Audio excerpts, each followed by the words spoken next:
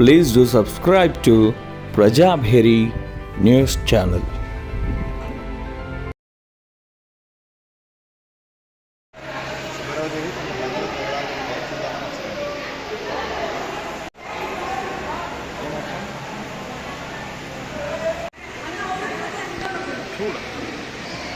आवाज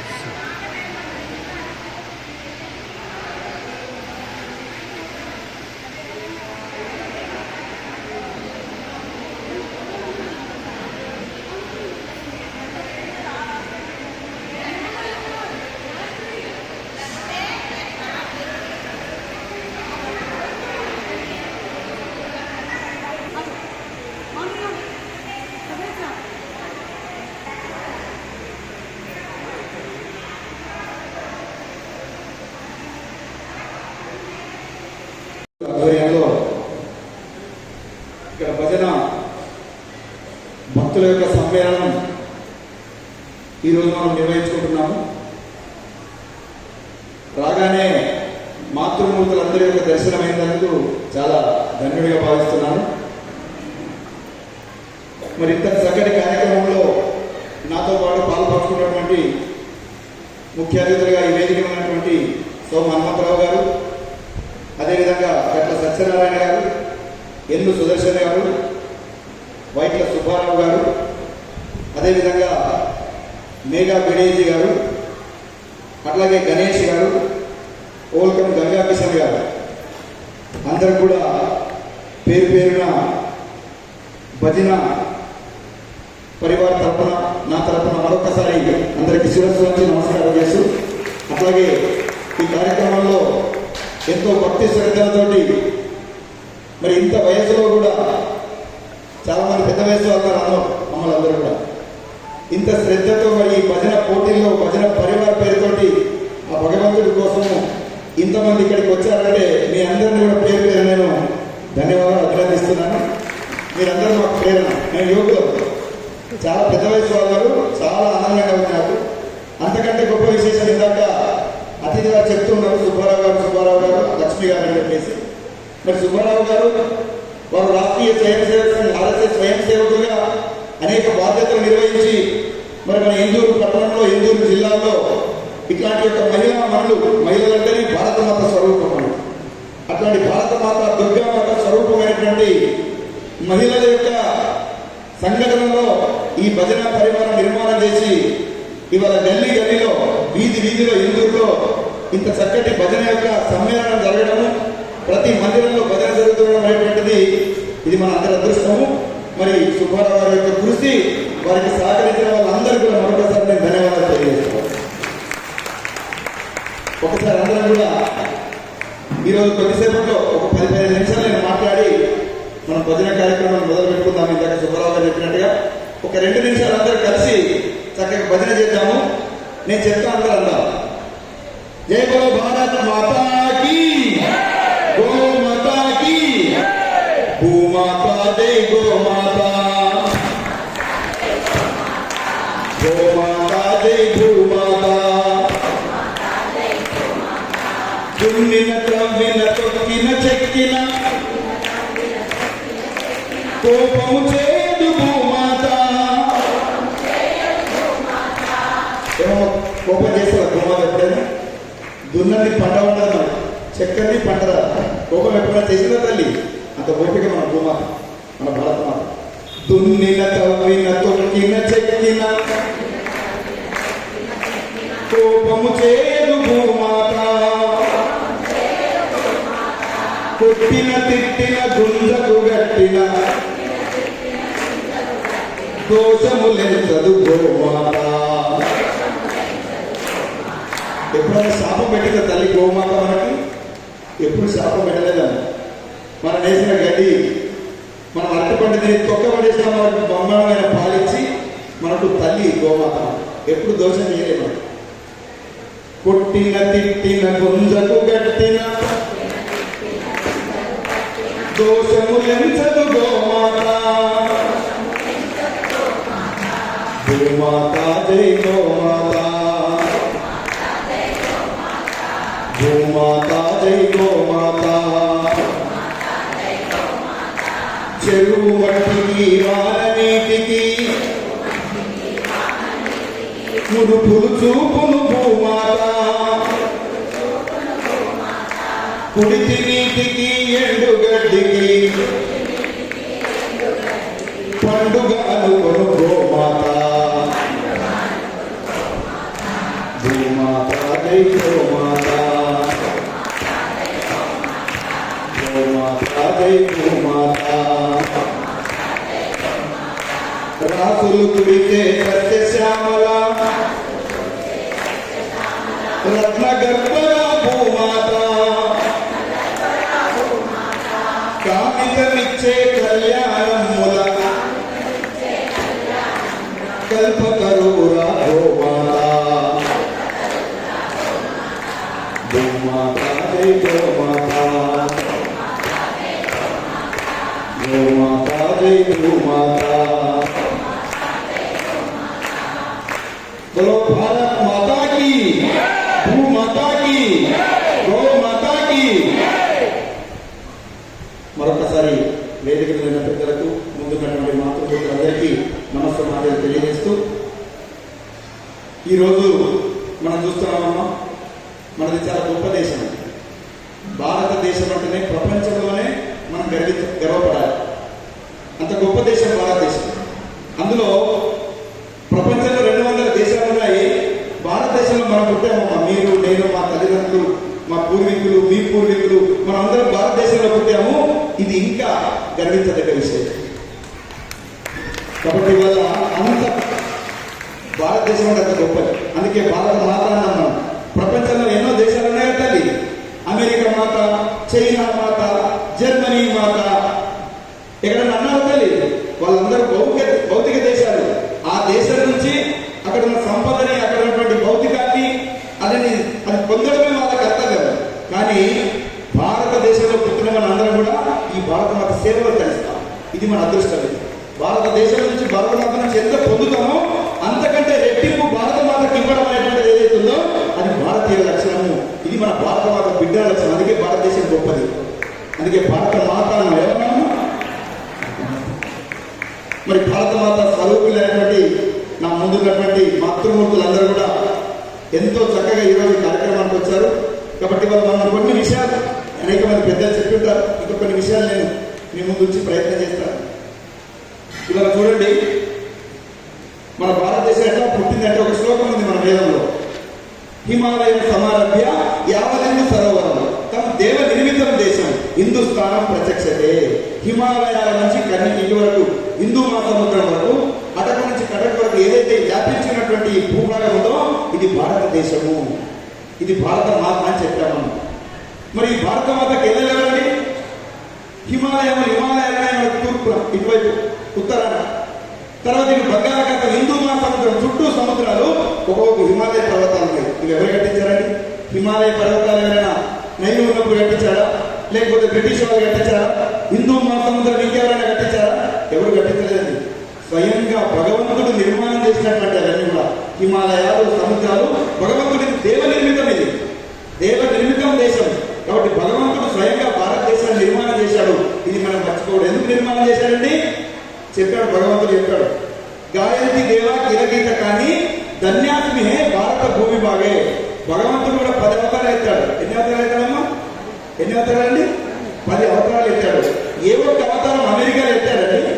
పోనీ ఎక్కడో మన జర్మనీలో, జపాన్లో ఎత్తాడండి? 10 అవతారాలు ఎక్కడ ఎత్తాడు? భగవంతుడు ఏమనంటే గాయంతి దేవ కిరగీత కానీ ఆయన గానం చేశాడు. ఏం చేశాడు? నేను ఎప్పుడు జర్మనీ ఎత్తినా భారతదేశంలో ఎత్తుతాను అంటున్నాడు. ఎక్కడ ఎత్తాలంటున్నామా? భారతదేశంలో. రాముడు, కృష్ణుడు, మనం ఏదైతే దశావతారాలు చెప్తున్నామో అన్ని అవతారాలు కూడా, వామన అవతారము, అన్ని అవతారాలు కూడా ఇవాళ భగవంతుడు భారతదేశంలో ఎత్తాడు. ఇది భారతదేశంలో గొప్పతనం. అందుకే భగవంతుడు తను జన్మ ఎత్తడానికి స్వయంగా తయారు చేసినటువంటి దేశం ఇది భారతదేశం. అందుకే మనం ఎంత గొప్పవాళ్ళు. భగవంతుడు పుట్టిన దేశంలో, భగవంతుడు నడిచిన దేశంలో మనం పుట్టా మర్చిపోకూడదు. మనం రాముడు ఇక్కడ పుట్టాడు, కృష్ణుడు ఇక్కడ పుట్టాడు, హరిశ్చంద్రుడు ఇక్కడ పుట్టారు. మనం ఏదైతే పూజిస్తున్న, ఆరాధించినటువంటి భగవంతుడు, దేవుడి ఆరాధిస్తున్న ప్రతి వ్యక్తి, హనుమంతుడు ఇక్కడ పుట్టారు. అందరూ భారత మాత ఒడిలో పుట్టారు. అందుకే ఈ తల్లి ఎవరితారండి? దేవాది దేవతలందరికీ మనకు కూడా ఈ తల్లి ఈ భారత మాత. అందుకే మనం తల్లి ఇంత గొప్ప భారత మాత ఒడిలో మనం జన్మించామని మర్చిపోకూడదు. మరి భారతీయ సంస్కృతి ఎంత గొప్పదో మనందరూ తెలిసిన తల్లి, మన భారతీయ సంస్కృతి మన హిందూ సంస్కృతి అంటాము. ఇవాళ ప్రపంచం అంతా హిందూ సంస్కృతిని కోరుకుంటున్నది. మన దేశం 1000 సంవత్సరాలు విదేశీయులు పరిపాలించారన్న ఈ దేశాన్ని.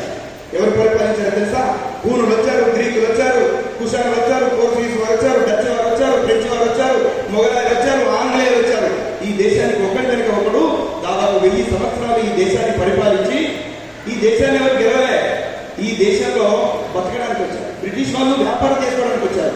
మొఘలాయలు దోచుకోవడానికి వచ్చారు. మన దగ్గర ఉన్న సంపదను దోచుకోవడానికి వచ్చారు.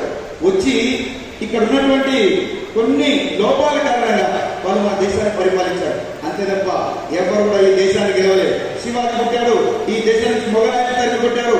రాణా ప్రతాప్, భగత్ సింగ్, సావర్కర్ లాంటి పుట్టారు. ఆంగ్లేయులు ఈ దేశం నుంచి తరిమి కొట్టారు.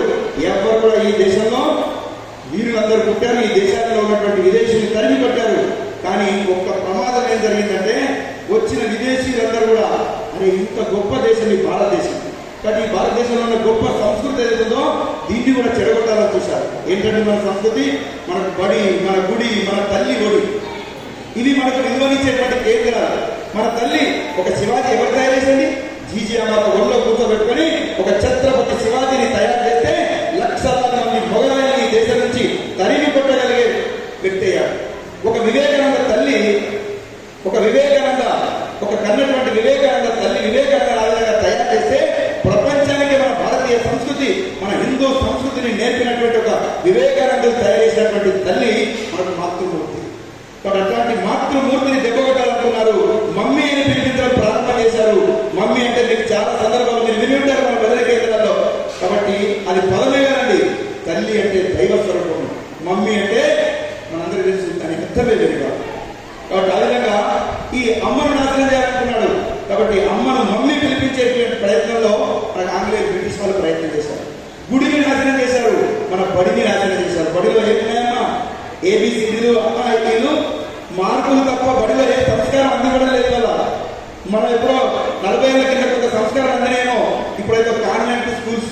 ఈ మధ్య ఒక చిన్న బాబును ట్రైన్లో ప్రయాణం చేస్తుంటే మన సుధాకర్ అయిన పెద్ద ప్రచారం, మన సీనియర్ ప్రచారం, ఇద్దరు బాబులు అడిగారట, ఏమో మీకు ఏదైనా పద్యాలు వచ్చారు, తెలుగు పద్యాలు అంటే వచ్చారట. ఒక పద్యం చెప్పండి అంటే చెప్పారట. తల్లి తండ్రి ఎందు దయలేని పుత్రుండు పుట్టనేమి వాడు గిట్టనేమి, పుట్టలోని చెదలు పుట్టదా బిట్టదా విశ్వదాభిరామ వినులనేమ. తల్లిదండ్రుల మీద దయలేని పుత్రుడు ఉన్నా లేకుండా ఒకటైనటువంటిది ఆ పద్యం సారాంశం. చిన్నప్పుడు మనం పద్యాలు నేర్చుకున్నాం, సంతోషం. అయినా పిల్లలు ఇంగ్లీష్ మీద చదువుతున్నారు. మొత్తం ఈ పద్యం వచ్చేవాళ్ళు. పద్యం అయిన తర్వాత ఆ పిల్లలు అడిగారట, ఆ పిల్లల దగ్గర తల్లిదండ్రులు ఉన్నారు, మరి మీ అమ్మ నాన్న ఎవరు అనగానే వాళ్ళు ఏమన్నాడు ఇంగ్లీష్లో? వీ డోంట్ అన్నారట. పక్కకు అమ్మనాన్నం పెట్టుకొని తల్లిదండ్రులు ఎందుకు దయచేయకపోతుందని పద్యం చెప్పిన తర్వాత కూడా మీ తల్లిదండ్రులు ఎవరు అంటే డోంట్ అన్నారట. ఎందుకు? తల్లి మా మమ్మీ, మా తల్లి అని తెలియదు, మా డాడీ, మా నాన్న, మా తండ్రి అని తెలియదు, భాష తెలియదు వాళ్ళకు. మమ్మీ డాడీ తెలుసు, పద్యం తెలుసు పాపం. అంటే చూడండి, నేను ఎందుకు చెప్పానండి పద్యము ఎంత చొప్పించారు చూడండి కదా. అమ్మను అమ్మ అని పిలిచేటువంటి భాగ్యం నుంచి దూరం చేశారు. తల్లిని తల్లిగా పిలవాలనేటువంటి దాన్ని దూరం చేశారు. కాబట్టి వాళ్ళు వీ డోంట్ అన్నారు. మరి వీళ్ళు ఎవరిని అడిగారట? వాళ్ళు వీళ్ళు మా మమ్మీ డాడీ అన్నారట. నేను అమ్మ ఎవరు అంటున్నావు కదా, మరి వీళ్ళు ఎవరంటే వీళ్ళు మా మమ్మీ డాడీ అన్నారు. అమ్మని అర్థాన్ని దూరం చేసే ప్రయత్నం చేశారు. కాబట్టి ఇది ఒక పెద్ద కుట్ర జరిగింది ఈ దేశంలో. అప్పుడే కాకుండా ఈ రోజు కూడా ఈ దేశం అంటే, ఈ ధర్మం అంటే, మన భారతీయ సంస్కృతి అంటే, మన భారతీయ హిందూ సంస్కృతిని కూడా నాశనం చేద్దామనేటువంటి కుట్ర చేసే వాళ్ళు ఈ రోజు మన చుట్టూ ఈ రోజు కూడా ఉన్నారు. మనం మర్చిపోకూడదు. అందుకే మన భజన కేంద్రాల యొక్క ఆధ్వర్యంలో మన ధర్మం అంటే, మన సంస్కృతి అంటే, మన దేశం అంటే, మన సమాజం అంటే ప్రేమ కలిగే విధంగా, మన ధర్మాన్ని కాపాడుకునే విధంగా మన కుటుంబాలన్నీ మనందరం కూడా హిందూ సంస్కృతి, హిందూ సమాజము మనందరం ప్రయత్నం చేసినటువంటి అవసరం ఉంది. అందుకే ఇలాంటి పెద్దలందరినీ, మాతలందరినీ కూడా ఈ విధంగా ఇక్కడ మనం సమావేశమై ఒక సమాజం కోసం, దేశం కోసం, భక్తి కోసం. ఈరోజు భక్తి కూడా లేదండి వాళ్ళు. చూడండి, ఆ రోజు కనకదాసు అన్ని గుళ్ళు దర్శనం చేసుకుంటూ తిరుపతి వెళ్ళాడు. ఆయన పేరు తిమ్మప్ప. తర్వాత కనకదాసు అయ్యాడు. చివరికి ఉడిపిలో కృష్ణదేవాలయానికి వెళ్తే అక్కడ చక్కడ భజన చేసుకుంటుంటే అసలు మురిసిపోయాడు. అక్కడ ఉన్నటువంటి శ్రీకృష్ణుడు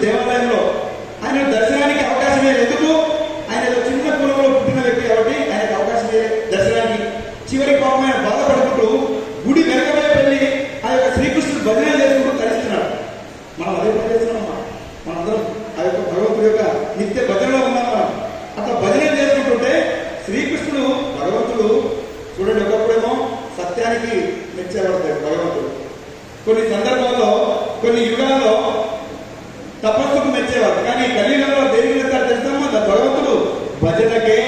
భగవంతుడి పేరుతో ఎవరైతే మనం రామనామస్మరణ గానం చేస్తామో భగవంతుడు మన దగ్గరికి వస్తాడు స్వయంగా. నేను అంటున్నాను, ఈ మేలు సంఘం ఏదైతే హాల్లో ఈ చుట్టూ అందరూ దేవుళ్ళు మనల్ని చూస్తున్నారమ్మా. ఇది సత్యమైనటువంటి మాట అని చెప్తే, ఎందుకంటే భగవంతుడి నామస్మరణలో ఇవాళ మన ఇక్కడ కలిసి ఉంటారు. కలియుగంలో భజనకే ప్రశస్తం ఉంది. ఎక్కడ భజన జరిగితే, ఎక్కడ దేవుడి నామస్మరణ జరిగితే అక్కడికి భగవంతుడు వస్తాడు తప్ప ఇంకొక దగ్గర. మరి కనకదాస్ ఏం చేశాడన్న భగవంతుడు? ఆయన భజన విని ఆనందించి ఇటున్న దేవుడు ఎనికి తిరిగిపోయాడు. కృష్ణుడు ఎనికి తిరిగి కనకదాసు దర్శనం ఇచ్చాడు. అక్కడ ఉన్న పూజారికి అవకాశమే, అక్కడ ఉన్న పెద్ద అవకాశమే. కానీ స్వయంగా భగవంతుడే, ఓ కనకదాసు, నువ్వు నా గురించి ఇంత భజన చేస్తుంటే నేనెంత మూర్ఖుని, నీకు దర్శనం ఇవ్వకపోతే ఎనికి తిరిగి దర్శనం ఇచ్చారు. ఎవరైనా వెళ్ళారంటే ఉడిపికి వెళ్ళిన వాళ్ళంటే చూడండి, ఇప్పుడు కూడా ఉడుపులో శ్రీకృష్ణుడి దర్శనం చేసుకోవాలంటే వెనక వైపు నుంచి దర్శనం చేసుకోవాలి. ఇది కనకదాసు యొక్క భక్తిలో ఆయన భజనలో ఉన్నటువంటి మహత్యము. ఇది చరిత్ర సత్యం, ఇది మనం మర్చిపోకూడదు. అంత గొప్ప భజనలో మనం. కాబట్టి ఈ భజన ఆధారంగా మరి మనం మన సమాజాన్ని, మన కుటుంబాన్ని, మన వీధిలో కూడా మంచి భక్తి భావన, దేశభక్తి, దైవభక్తి ఇవన్నీ పెంచుకోవాల్సిన అవసరం ఉంది వాళ్ళు. లేకపోతే మనం చూస్తున్నామమ్మా, హిందువుల సమాజం, హిందూ కుటుంబాలన్నీ చాలా ఇప్పటికి కూడా 75 ఏళ్ళు అయిపోయిందమ్మా. ఆంధ్రలో వెళ్ళిపోయింది. ఎన్ని ఏళ్ళు అయిందమ్మా? 75 ఏళ్ళు అయింది మన స్వతంత్రం వచ్చి. అయినా ఇంకా ఆంధ్ర రకాలైనటువంటి పద్ధతులు మనం అనుసరిస్తున్నాం. వాళ్ళు ఆంధ్ర సంస్కృతి ఆచరిస్తున్నాం మనం. ఇది చాలా ప్రమాదం. ఇలా కుటుంబం బలంగా ఉంటే, కుటుంబం కనుక సరిగ్గా ఉంటే మన పిల్లలందరూ సంస్కారవంతులుగా ఉంటారు. ఇది మనం మర్చిపోకూడదు. ఎంత గొప్ప కుటుంబం. రాముడు చూడండి, రామాయణంలో ఆ కుటుంబం గురించి వింటే ఎంత మనం పాట పెట్టుకుంటాం. తండ్రి మాటను నిలుపగా రాముడు అడవులకు పయనమయ్యే, నేను నీ మాటలోనే వస్తాను అనుచు సీతమ్మ కదిలే. ఓ పడతి ఆ అడవిలో కష్టాలు పడలేవు అనే రాముడు, నీడనే వదిలిపెట్టి మీరెలా వెళ్ళగలరనేను సీత. ఏమన్నమ్మా సీత? రాముడు తండ్రి మాట జవదాటనటువంటి వాడు. అందుకే రాముడిని ఆరాధన చేస్తున్నాం, రామాలయం కట్టుకున్నాం. మనం అయోధ్య కూడా చాలా మంది వెళ్ళొచ్చి ఉంటారు. 450 సంవత్సరాలు పోరాటం చేసి రాముడు మందిరం కట్టుకున్నామంటే రాముడు అంతటి ధర్మాత్ముడు. రాముడు తండ్రి మాట విన్నాడు. పితృవాక్య పరిపాలన. కానీ రాముడు తండ్రి మాట అనుసరించి అరణ్యవాసానికి వెళ్తే సీతమ్మ కుందాకాలి అరణ్యవాసం. ఆమె రాజభోగాలు అనుభవించవచ్చు అయోధ్యలో. కానీ చెప్పింది ఆమె, నీడని వదిలిపెట్టి మీరేలా వెళ్ళగలరన్నారు రాముడు. నేను నీ నీడలాంటి భర్త ఎక్కడుంటే భార్య అక్కడ, నువ్వు చెట్టు కింద ఉంటే చెట్టు కింద ఉంటా రామా, నేను నాకేం కష్టం లేదు. ఆయన అన్నాడు అక్కడ కష్టాలు పడలేవు అన్నాడు. నాకేం కష్టం లేదు, నీ కష్టాలంటే నాకేం ఎక్కువ. నువ్వు చెట్టు కింద ఉంటే చెట్టు కింద ఉంటావు, కందమూలాలు తింటే కందమూలాలు, ఆకులు తింటే నీతో పాటు ఆకులు తిని నీతో ఉంటానని చెప్పేసి సీతమ్మ రాముడితో వెళ్ళిందండి. కాబట్టి భార్య, భర్త, అమ్మ, నాన్న, పిల్లలు, మన యొక్క కుటుంబం అనేటువంటిది మన భారతీయ సంస్కృతిలో అతి ఉత్తమమైనటువంటిదండి. ఈ కుటుంబంలోనే శ్రీకృష్ణుడు జన్మించాడు, ఈ కుటుంబంలోనే రాముడు జన్మించాడు, ఈ కుటుంబంలోనే వివేకానంద, ఈ కుటుంబంలోనే అరవింద, ఈ కుటుంబంలోనే అందరూ జన్మించారు. కాబట్టి ఎవరు తయారు చేశారని ఇంత గొప్పవాళ్ళని? ఒక కుటుంబమే. కాబట్టి కుటుంబమే కనుక ఖరాబ్ అయితే, కుటుంబమే కనుక చెడిపోతే మరి ఎలాంటి వాళ్ళు తయారవుతారండి? కీచకుడు లాంటి వాళ్ళు, దుశ్శాసనుడు లాంటి వాళ్ళు, రావణాసురుడు లాంటి వాళ్ళు తయారవుతారు ఈ దేశంలో. మరి రాముడు కావాలా, కృష్ణుడు కావాలా, లేదా దుశ్శాసనుడు, దుర్యోధనుడు లాంటి మనకి వాళ్ళు కావాలా? మనము నిర్ణయం చేస్తారు. ఎవరండి? మన కుటుంబంలో ప్రధాన పాత్ర ఎవరండి? మన తల్లి. కాబట్టి ఇట్లాంటి యొక్క గొప్ప వ్యవస్థ మన కుటుంబ వ్యవస్థ.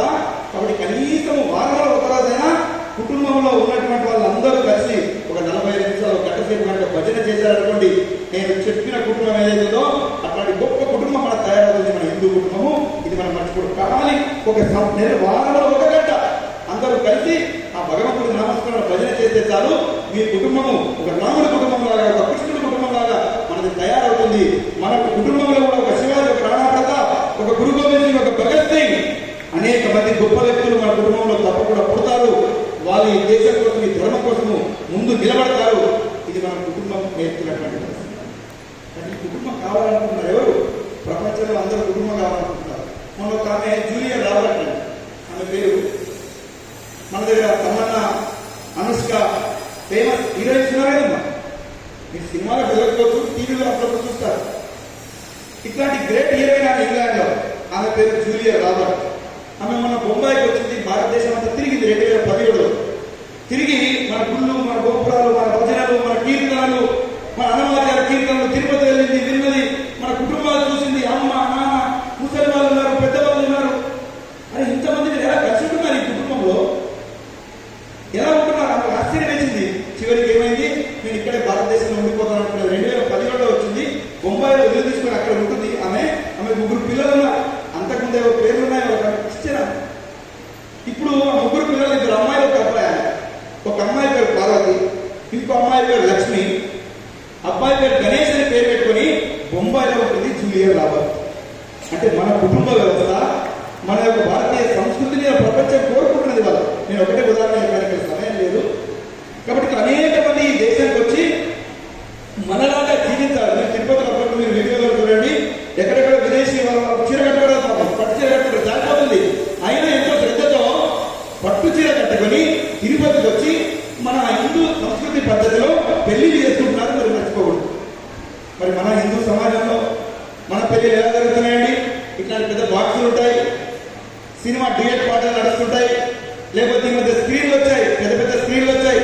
ప్రీ వెడ్డింగ్ షో ఒక 2 లక్షలు ఖర్చు పెట్టి వాళ్ళు ఎక్కడో రోడ్ల మీద డ్యాన్సులు చేస్తుంటే, పెళ్లి కూతురు పెళ్లి కొడుకు రోడ్ల మీద డ్యాన్సులు చేస్తుంటే సినిమాల లాగా పెళ్లిలో మనకు చూపించేటువంటి దుస్థితి వల్ల మన పెళ్లి పద్ధతులు వచ్చి ప్రపంచంలో ఉన్న వాళ్ళేమో పట్టు చీర కట్టుకొని వేల మంత్రాలతో పెళ్లి చేసుకోవాలి, సన్నాయితోడు కాకుంటే మన వాళ్ళు ప్రీ వెడ్డింగ్ షోలు పెట్టి పెళ్లి కాకముందే అనవసరమైనటువంటి వీడియోలు తీసి మన అందరికి సినిమా చూపిస్తున్నారు.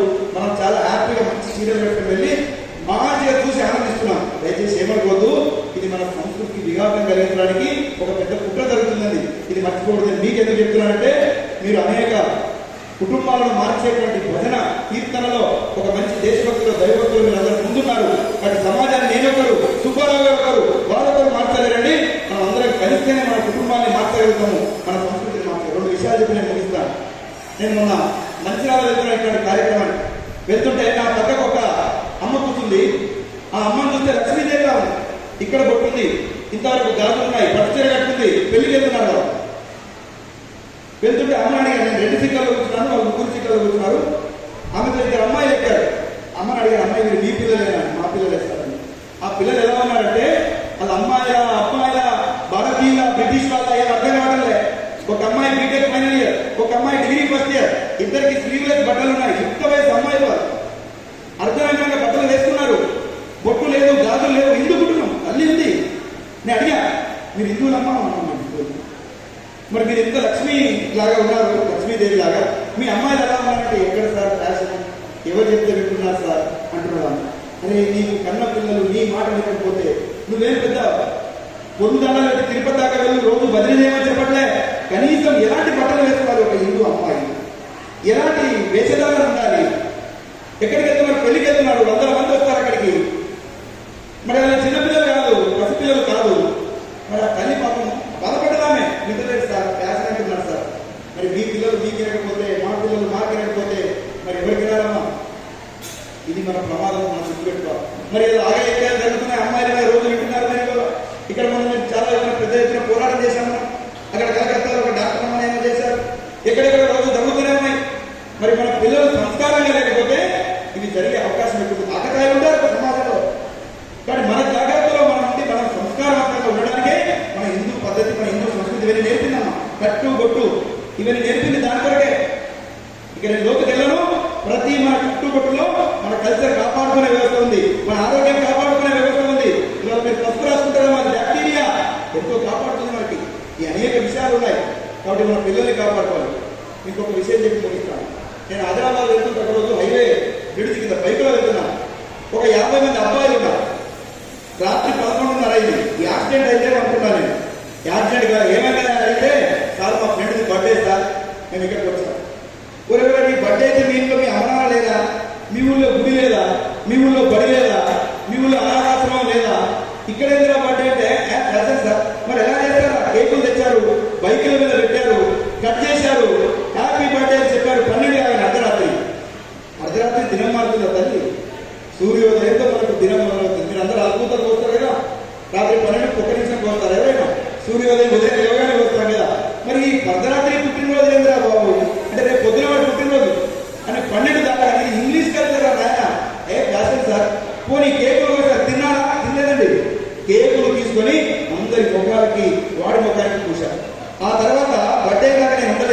వెళ్ళిపోయాను నేను.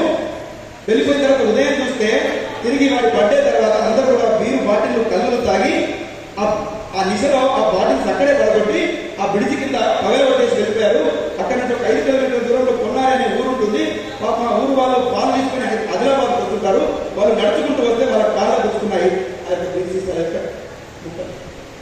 ఇది మన హిందూ యువకులు చేసినటువంటి ఎవరిస్తున్నారని డబ్బులు వాళ్ళకి వాడు సంపాదించారు. వాళ్ళంతా డిగ్రీ ఇంటర్ చదువుతున్న బీటెక్ చదువుతున్న విద్యార్థులు వాళ్ళు ఎవరిచ్చారు డబ్బులు? తల్లిదండ్రులు ఇచ్చారు. ఎవరిచ్చారు ఈ అమ్మాయి డబ్బులు ఈ డ్రెస్సులు కొనుక్కోవడానికి? తల్లిదండ్రులు ఇచ్చారు. అది ఎక్కడుంది మన కుటుంబం చూడండి వాళ్ళ. అది కుటుంబాన్ని కాపాడుకోవాలమ్మా.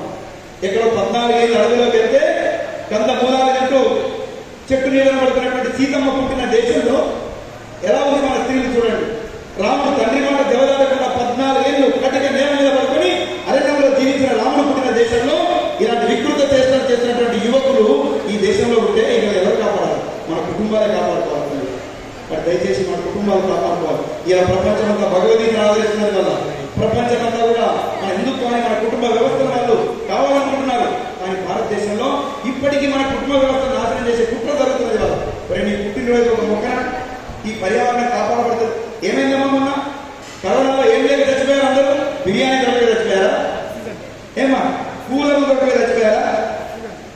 ఆక్సిజన్ లేక చనిపోయారు. గుర్తుపెట్టుకోండి. ప్రాణవాయువు దొరకలేదు. ఎక్కడ తెస్తున్నామో ప్రాణవాయువు ఎక్కడ దొరుకుతుందంటే మన పర్యావరణ మొక్కలను. అందుకే మన కుటుంబంలో చెప్పారు మన హిందూ సంస్కృతిలో, అమ్మ మన తల్లి భూమాత, గోమాత, గంగామాత, తులసి మాత కూడా మన తల్లే. ఇంట్లో పెట్టుకోమన్నారు. మనం ఇంట్లో పెట్టుకొని పూజిస్తున్నాం. ఎందుకు? 24 గంటలు ఆక్సిజన్ ఇచ్చే ఏకైక మొక్క తులసి మాత.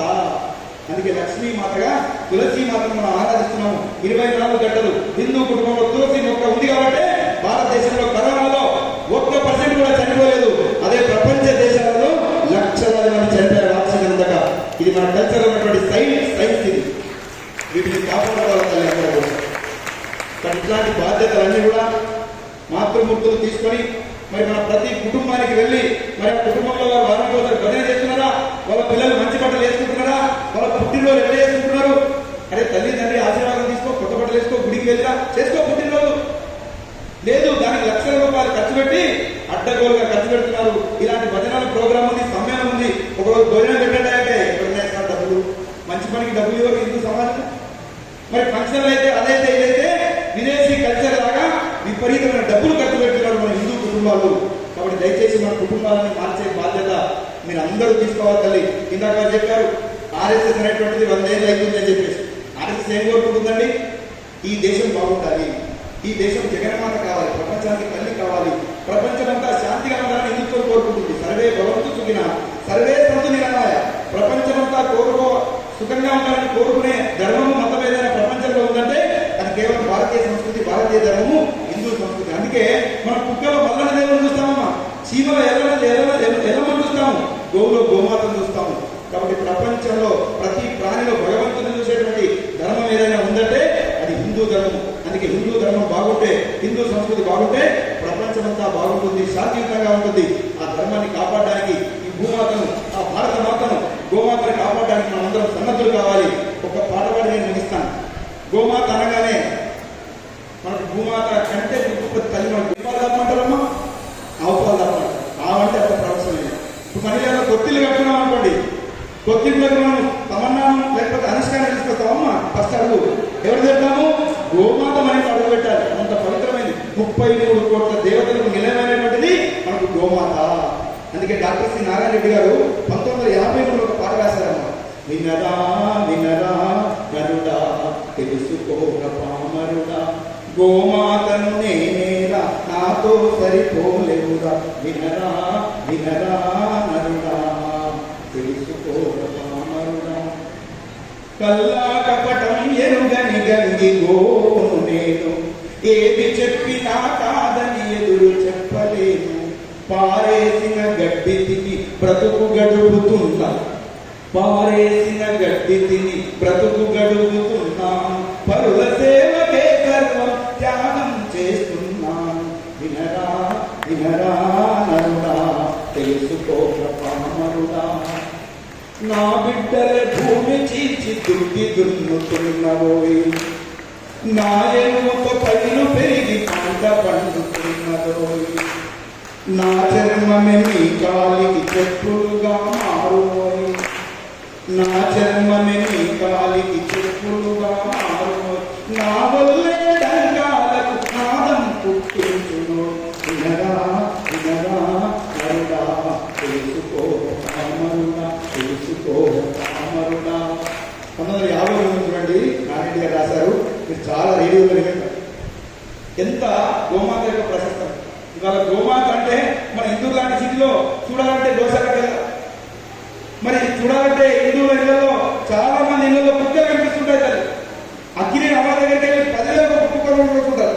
కానీ గోవులు కొనుక్కెళ్ళాలంటే మనకు భయం. అమ్మో, దాన్ని ఎలా గడ్డ కట్టి ఎప్పుడు పెంచాలి. పోనీ సిటీలో లేకుండా లేకపోయా, పల్లెటూళ్ళలో కూడా లేవుతాయి గోమాత తగ్గిపోయాయి. ఎందుకంటే శ్రద్ధ తగ్గింది, భక్తి తగ్గింది, భజన లేదు, కీర్తన లేదు. భూమాత గొప్పది, తల్లి గొప్పది, గోమాత గొప్పది అని చెప్పేవాళ్ళు లేరు కదా, తగ్గిపోయారు. కాబట్టి ఈ పరిస్థితి జరుగుతుంది మన కుటుంబాల్లో. అది గోమాతను కాపాడుకోవాలి. ఇంకా కొద్దిమంది గోవులు అమ్మేస్తుంటారు. నేను హైదరాబాద్ అడవులు ఉంటాను, అక్కడ అమ్మేస్తుంటారు కొద్దిమంది. అమ్మకుండా అమ్మే ప్రయత్నం చేస్తున్నాం. 10,000 మంది ఇవాళ గోవులు అమ్మకుండా ఆగలిగారు. అలాంటి గోమాతను అమ్ముతున్నారు. అమ్మితే గోమాత ఏడుస్తున్నామా? అమ్మితే ఎక్కడికి పోతుందమ్మా? ఫస్ట్ మధ్య సెలవు తీసుకెళ్తారు. ఫస్ట్ కష్టాలు వాళ్ళకంటే ఏడుస్తుంది గోమాత. అని నేను మీకు ఏం తక్కువ చేశా? నన్ను ఎందుకు అమ్ముతున్నారు? నేను మీ తల్లి కదా అని కొడుకు నన్ను అమ్మ అని ఏడుస్తుంది గోమాత. నన్ను అక్కడికి కసాయిక వదకి తీసుకెళ్తే నన్ను హింసించి అమ్ముతారు. 3 రోజులు నాకు ఆహారం పెట్టరు, గడ్డి పెట్టరు, ఆకలితో మరమలు మాడి చస్తాను నేను. అలాగే నాకు ప్రాణంలోనే నాకు తోపిస్తారు, ప్రాణంలోనే నా సగమే గొంతు తీసి రక్తం తీస్తారు, హింసించి చంపుతున్నారు. నన్ను అమ్మ కొడుకులను ఏడుస్తుంది గోమాత. కొడుక నన్ను కోతాకమ్మకురా, కన్ను మూసేదాకా కష్టపడతా నీ కోసం. కొడుకా నన్ను కోతాకమ్మకురా. అవ్వతోని అన్నం వచ్చిన అయ్యకారు ఎడ్లనిచ్చిన, పాలు ఇచ్చి నిన్ను పెంచిన, పెద్ద కాపుగా నిన్ను చేసిన. ఇప్పుడు నేను ముసలినైతిని, వడ్డిపోయిన గోధనైతిని, ముట్టి కాచుల కోసం నన్ను కొట్టి చంపే వాళ్ళకిస్తావా? కొడుకా నన్ను కోతాకమ్మకురా, కన్ను మూసేదాకా కష్టపడతా నీ కోసం. కొడుకా నన్ను కోతాకమ్మకురా. అల్క బీరోళ్ళు వస్తారంట, ఎక్కువ పైసలు ఇస్తారంట, పైసల ఆశకు నన్ను నీవు పట్టి వాళ్ళకి అప్పగిస్తే కట్టి కొట్టి పడేస్తారంట, నీళ్ళు వ్యాపారంట. నోరు ఎండి కడుపు మండి కదలలేక కళ్ళు మూస్తా. కొడుకా నన్ను కోతాకమ్మకురా, కన్ను మూసేదాకా కష్టపడతా నీ కోసం. కొడుకా నన్ను కోతాకమ్మకురా. పెళ్లి మీద సలసలా కాగేటి నీళ్ళు పోస్తారంట, కింద పడ్డ నన్ను మిసిని మీద నాడేస్తారంట. ప్రాణముండగానే తోలు పొలిసి కూడా తీస్తారంట, సగము వంతు పోసి రక్తం మందులల్ల పోస్తారంట. కొడుకా నన్ను కోతాకమ్మకురా. దేవుడిచ్చిన గడ్డి మేసిన, ఎవరిచ్చారమ్మా? దేవుడిచ్చింది గడ్డి. దేవుడిచ్చిన గడ్డి మేసిన, ఎండవానల పనులు చేసిన, వెనక జన్మల కింది వాటి ఇచ్చిపోని ఇంటికొచ్చిన. ఇన్ని నాళ్ళు నీ పంచన ఉన్న నాపై చాలి లేదా, బాధ్యత కొడుకన్నా అదపోలకమ్మ పోకు. కొడుకా నన్ను కోతాకమ్మకురా, కన్ను మూసేదాకా కష్టపడతా మీ కోసం. కొడుకా నన్ను కోతాకమ్మకురా, నన్ను కోతాకమ్మకురా, నన్ను కోతాకమ్మకురా. ఆవేదనతో మాట్లాడితే తల్లి గోమాతకు తన హృదయంతో ఆవేదన మనతో పంచుకుంటుంది.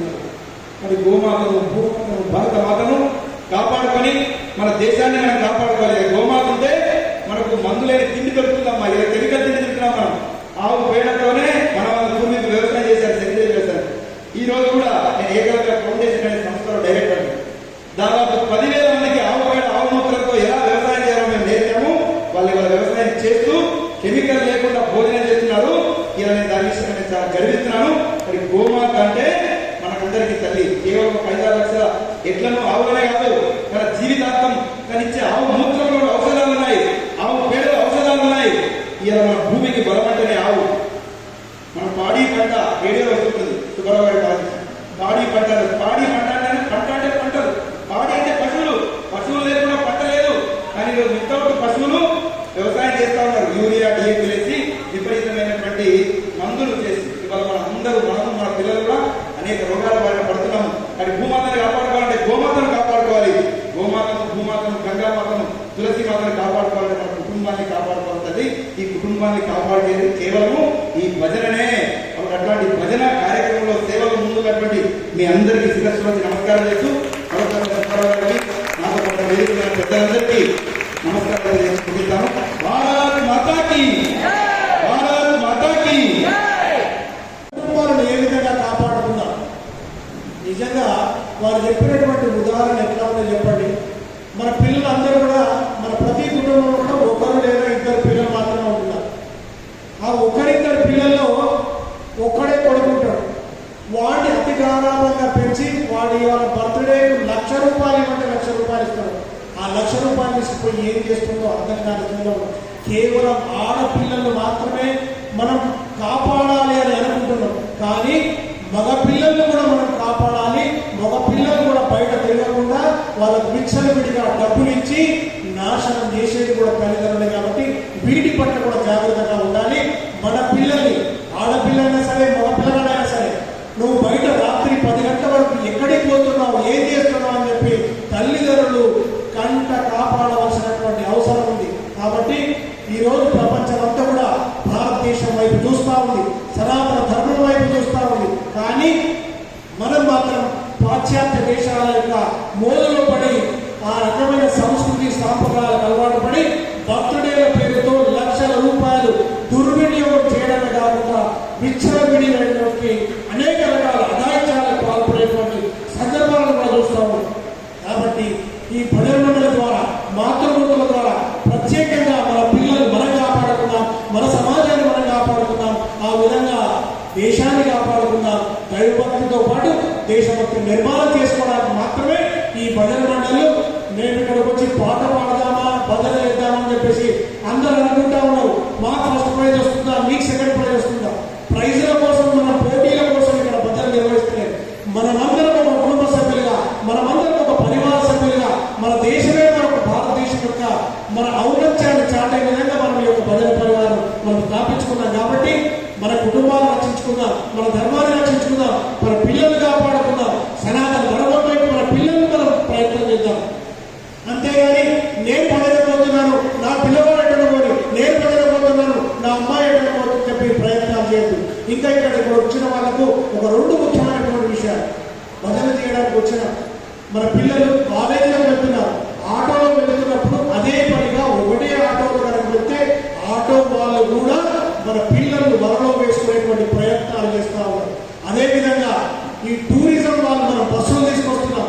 బస్సులు తీసుకొచ్చి వివిధ పుణ్యక్షేత్రాలకు మనం తీర్థయాత్రల కోసం ముస్లిం వాళ్ళ యొక్క బస్సులు తీసుకొస్తున్నాం. డ్రైవర్ ముస్లిం ఉంటున్నారు. తీర్థయాత్రలకు బస్సులు తీసుకుపోయినప్పుడు లోయ ప్రదేశాలు వచ్చినప్పుడు డ్రైవర్ తప్పించుకొని బతుకుతున్నాడు, మనందరినీ కూడా లోయలో పడేసి హిందువులను చంపేస్తున్నాడు. ఇది ఒక రకమైన లౌకియాతో మన హిందువులందరినీ కూడా చంపే ప్రయత్నాలు. కుట్రలో భాగంగా భారతదేశం యొక్క సంస్కృతిని నాశనం చేసి హిందువులందరినీ కూడా మట్టుపెట్టే విధంగా ప్రయత్నాలు జరుగుతున్నాయి. కాబట్టి హిందువులందరూ కూడా అటువంటి ముస్లిం డ్రైవర్ల పట్ల జాగ్రత్తగా ఉండి తీర్థయాత్రలకు వెళ్ళే స్థలాల్లో కూడా హిందువులే డ్రైవర్లే ఉండే విధంగా మనమందరం కూడా ప్రయత్నం చేద్దాం. అటువంటి ప్రయత్నాల భాగంగా ఇంత మంచి విషయాలు తెలియజేయడానికి ఈ సందర్భంగా విచ్చేసినటువంటి మన దిగంబర్ గారు మనందరికీ మంచి చక్కని మార్గదర్శనం